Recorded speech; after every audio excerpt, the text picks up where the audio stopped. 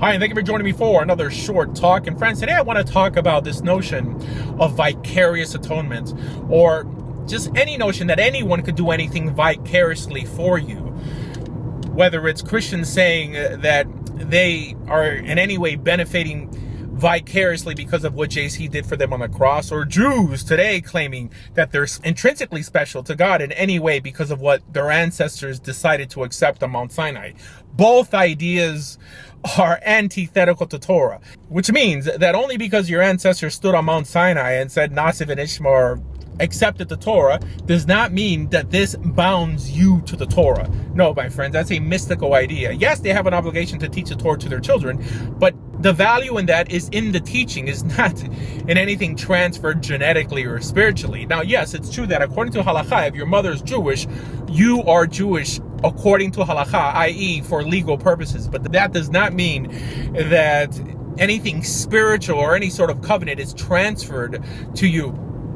That is a much, much later idea. Friends, in any area in your life that you're confronted with a greater truth, it's your obligation to run to that truth. And if you don't, you get punished for it. That means you get punished for what you know and not for what you don't know. And we have this notion of a tinok shenishba, an individual that we are a bit patient with because that individual doesn't know. But we don't condemn that person spiritually for breaking things that he doesn't know exist. No, friends, this is a much, much later idea. So what am I saying? Someone claiming that they deserve special treatment or are in some way blessed in any way because of what their ancestors did are just as erroneous as someone who claims that they will benefit vicariously because of what JC did for them on the cross. So again, this notion of vicarious atonement does not exist. Truth is truth, and anyone, whether you're a Jew or Gentile who comes to that truth, and of course the truth I'm speaking about here is Torah, is obligated to run to that truth. Everyone, because your goal is to go from a lower state of holiness to a higher state of holiness. So what someone shouldn't do is say, hey, because of my pedigree, I'm not bound to these set of laws, and you are because your mother's Jewish. That's completely nonsensical. If you know something is true, if you know Torah is true, and you're walking around saying, I'm going to keep only 7 laws, and if you really believe that, I could almost guarantee you that you're eventually going to drop this whole belief system to begin with. Why? Because it makes God seem unethical, that he would in some way intrinsically benefit some and intrinsically punish others. So the question is, how does one do kiruv then? Right? Because we know kiruv nowadays is done by Jews for Jews, unfortunately. Now, what most people don't know is that the kiruv movement is really less than 100 years old in the Jewish world. Why is that? I mean, was it that Jews before 100 years ago didn't care about their brothers? No, friends. The reason it's less than 100 years old is because it was really invented by Chabad.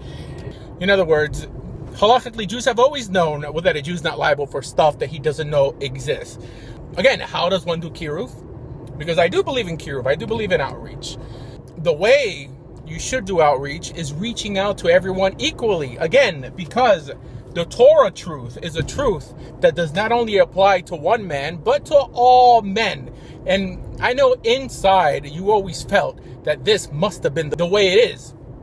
And I'm pretty sure every time you've heard a rabbi say, we're not interested in convincing or encouraging non-Jews to keep Torah, but only born Jews, I'm sure that inside you rightly felt, who the heck is this bigot and what false religion is he peddling? Because it's not Judaism. No, friends, Judaism, Torah Judaism, wants everyone to come to Torah, wants everyone to come to the truth. So, what am I saying? That outreach by Jews for Jews only is not the way it should have been. In other words, the outreach should be from those who know, i.e. Torah Jews, to those who don't know, whether they happen to be born Jewish or not. Again, elevating everyone around them from a lower state of holiness to a greater state of holiness. Because don't forget, when you're talking about Torah, you're not just talking about legal precepts here and there. You're talking about an ethical way of life, individual moral training that benefits all men. So why should anyone assume that this is only for Jews? And I'm talking about both Torah Shebiktav and Torah Sheba'al Peh, because everyone has a capacity to understand good from evil. When someone hears something that's good and knows it's good and refuses to embrace it or keep it, no matter if they're coerced not to do it, like it's done nowadays in the Noahide movement, that individual gets punished, right? Because goodness is for everybody. Friends, for more information about everything Jewish, please visit bejewish.org. Thank you.